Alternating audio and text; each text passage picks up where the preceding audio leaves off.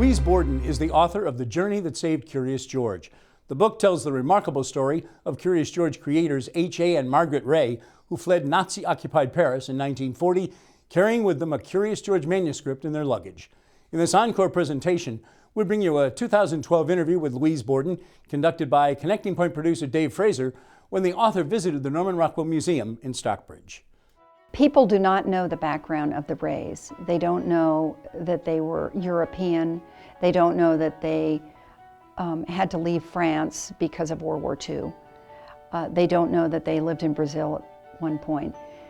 They only know this story if they have read my book. And that's why I wrote the book, and it was published in 2005, to make a record of this journey and to expose my readers to this amazing story.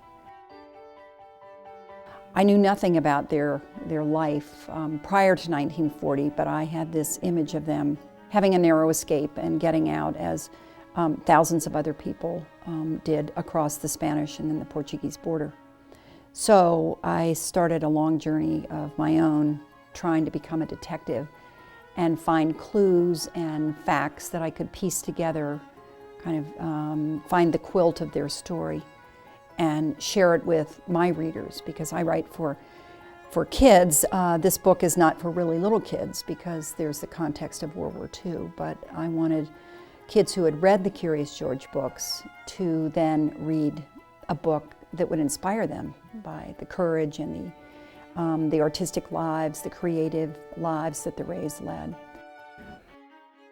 Margaret and Hans leaned against the ship railing and pulled up their collars, facing the cold, steady breeze. An unknown future in the United States lay ahead for the two artists.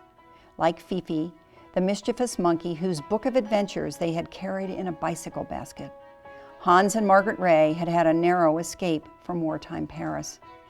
But the Rays had talent and enough energy to climb mountains if they had to, in creating new books. That chilly October day in New York Harbor, Hans, Margaret, and Fifi were on their way to a new home on another continent with stories to tell. Fifi was the youngest of the 9 monkeys in the Rays' very first book that they wrote for children, Raffi and the 9 Monkeys. And Fifi was a boy monkey, although to me the name Fifi sounds feminine. Later, when they came to America with this manuscript and the artwork, their American editor would suggest that Fifi become George. It's a stronger name, it's a more recognizable boy's name in America than Fifi, and so they left part of Europe and France behind them, I think, when they published Curious George. When I open up The Journey That Saved Curious George, in the end paper is that map showing the route they followed from Paris on out of Europe. I'm very proud of my detective work because I spent many years trying to find that. I wrote the book that was published in 2005 kind of as my own, solving my own curiosity, finding the answers to my own questions.